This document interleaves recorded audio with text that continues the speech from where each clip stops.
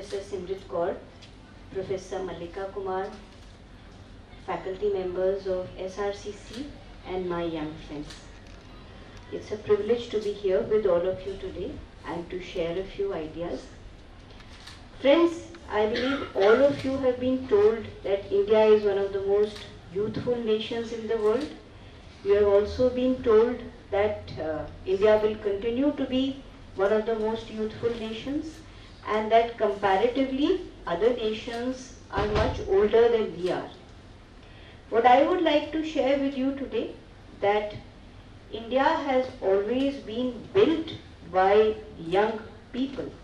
This has been the case yesterday, the day before yesterday, and through our entire history. In India, it is youth who have been the drivers of growth, who have been nation builders, whatever be the sector that you choose to look at. Bhagat Singh is a youth icon, is he not? Bhagat Singh was the most active between the ages of 17 to 21. Chandrasekhar Azad, who is known as a youth leader, he was just about 5 years older than Bhagat Singh. Mahatma Gandhi. Gandhi was all of 21 years old when he took charge of the Indian matters in South Africa. When he came to India and when he takes charge of mass action in India, he is just 40 years old. So this has been the case with political activism, whatever be the era of history that you choose to look at. When you look at India today, you see that a large majority, or at least 1/3 of the chief ministers of India, they began their political journey in their 40s, in their early 50s. Or when you look at a different sector, that's business, you see that a vast majority of Indian businesses are first generation businesses. The composition of Indian business in the last 30-40 years has changed dramatically. Many of them are in their 30s, some of them actually in their early 20s. So India has had youth as nation builders, as drivers of policy for a very long time now. When we say that youth are partners in development, that is a literal statement. We are not talking metaphorically over here. The Department of Youth Affairs wishes to craft a dialogue with youth. Government policies are crafted to empower youth. We actively seek the ideas of young people on how to craft a better future, on how to build a better society. The G20 Presidency and the Youth 20 Engagement Group is an opportunity for doing just that. The Department of Youth Affairs plans to hold consultations pan-India to actively consult youth on what their ideas are. Any of you who has ever had an idea about changing the world for the better, please come forward. This is your moment, and we will put together and compile all these ideas. Just remember one small thing: given the scale of India, the complexity and the diversity of our society, it may not be possible to implement all ideas all the time. Upscaling good ideas can be complex and a difficult task in a country the scale of India. But once you articulate whatever it is that you wish to see, be sure that it will be reflected somewhere, and my experience has been that ideas which are doable, they get implemented almost inevitably. What also I would like to say is that for the vision of India as a developed nation to come true, it's not enough to have a few brilliant individuals engaging with each other. We need many more. Professor Simrit Kaur said that when young people engage with each other, when they engage with ideas, it maximizes social welfare. My young friend, what I would like to say to you is that when all of you engage with each other, when you actively engage with ideas, there are many byproducts. Social welfare is only one byproduct. The most important byproduct is economic growth. It is when young people engage with each other and build networks of information that it results in economic growth. Couple of years ago, we wrote a book called Making India Great Again, Learning from Our History. In that book, we have chronicled the achievements of many great Indian minds. India has produced great mathematicians, great scientists, sculptors, literateurs, businessmen. In fact, one of the businessmen whom we have talked about, one of the most prominent businessmen of his time, that house was richer than the English East India Company of the time. And that is as per the historians of the English East India Company.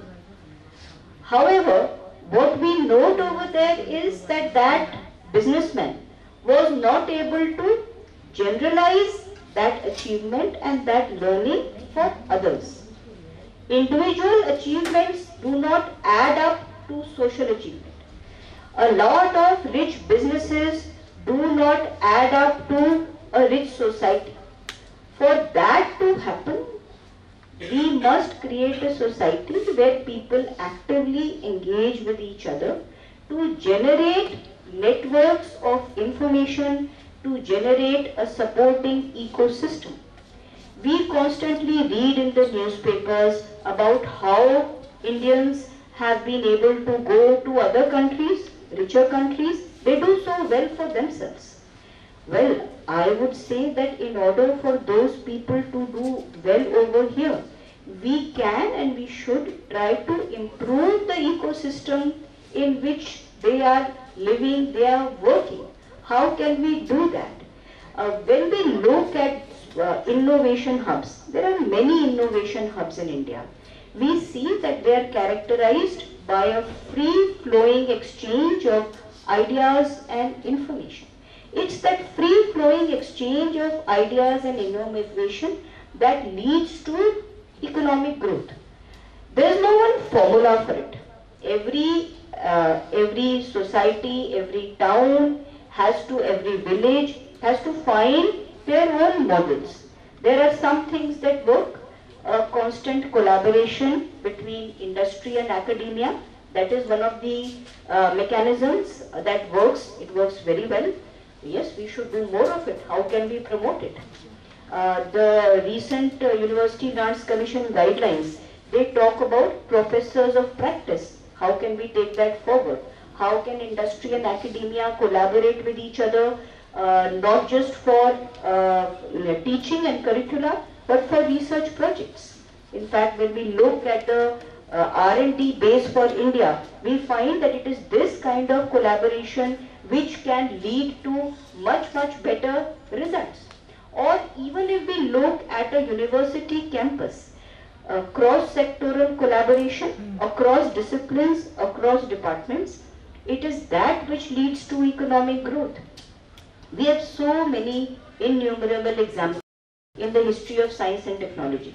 Today, if you look at diagnostic pathology, the ELISA array is something which is routinely used in all laboratories. That ELISA array was developed by a collaboration between an electrical engineer and a biologist. So we need to explore any and all ideas that can enable people to interact with each other and to generate those learning systems. When we go back to India of the 18th century, Professor Chandrasekhar talked about that, we find that Indian businesses were some of the richest in the world. The East India Company learned a great deal from Indian businessmen, but the reverse was not true. So I think those are the lessons to be learned in order to ensure that all the potential that exists in India today could find could improve achievement and could enable all of us to be creators of wealth. That is what we are looking for youth to create businesses, to create wealth. And I think over here the role of record keeping, information systems, data is very important. All of us talk about artificial intelligence today. Artificial intelligence works the best in those societies that keep records and have been keeping records for many decades now. India may be late, but we are climbing the learning curve very rapidly. And the importance of data can be seen not just in industry, it can be seen in services, it can be seen in the social sector, whatever be the sector that you would like to identify. All of you have heard the name of Florence Nightingale? Sabne suna hai. Florence Nightingale is known as a great nurse. What is less well known is that Florence Nightingale also wrote very serious notes on hospitals in which she said, we are talking about 1860, in which she said that it is important for hospitals to maintain information about their patients. And she says that hospital statistics are very important to save lives. That hospitals that are able to keep track of how many patients survive, the proportion of patients who die, are those who are able to deliver health care. She says that hospitals where patients recover in a few weeks are much better than hospitals where patients recover in a few months. Those are valid insights till today. And those Indian businesses that internalize those learnings, those are the businesses that succeed. There was a McKinsey report a few years ago, and McKinsey report says that one of the largest eye care businesses in India and in the world, that's Aravind Eye Care, they follow these kinds of practices of maintaining hospital statistics. They are able to conduct cataract surgeries at 1/6 of the cost as the National Health Service in the United Kingdom, and they achieve much better results. Now, for us, I would say that the learning is that we should be able to generalize those practices. Once again, a few individuals, a few businesses who are high achieving, a few rich people, they cannot achieve economic growth for the nation until they come together and until they generate those networks. Networks of mentorship, networks of learning are very important for the young. They are very important for the aspirational. Whatever be your sector, you need that kind of supportive network to grow. So there are several components to such networks. One very important component is a forum for experience sharing, for documentation. How can we build and strengthen such forums for experience sharing? In one of my, we interact with businessmen all the time in our course of work. Many of those businessmen say that they paid through their nose for information. That if they had only had a supportive hand who was able to tell them, this is a pitfall, this is something you should be careful of, this is somewhere that you should apply, they would have been able to save a lot of money. So I think these kinds of networks of information are very important. The other component of a supportive network is mentoring. Mentoring takes time, but time in business is even more valuable than money. So we need a network of mentors who are willing to give up their time, who are willing to support the young. So I would say that the alumni cell in any college is one of the most important cells in that college. Because it is they who have those, who are clued in to all those networks, to those contacts, which could be harvested. I'm sure for this function and for every other function, the SRC uses your alumni cell. So please tell us, how do we use all these networks to build a sound ecosystem for business in India, so that we can provide a supportive environment for entrepreneurship, we can lead to a much more prosperous, a much more inclusive society. Today, Indian government has put in place policies that create opportunities for economic growth. Indian infrastructure is much better. Indian banks are flush with money. A single GST regime has created a unified national market. But these are merely opportunities. In order for them to come true, the youth of the nation should proceed to avail of them. Many people are already doing so. How can we increase that number?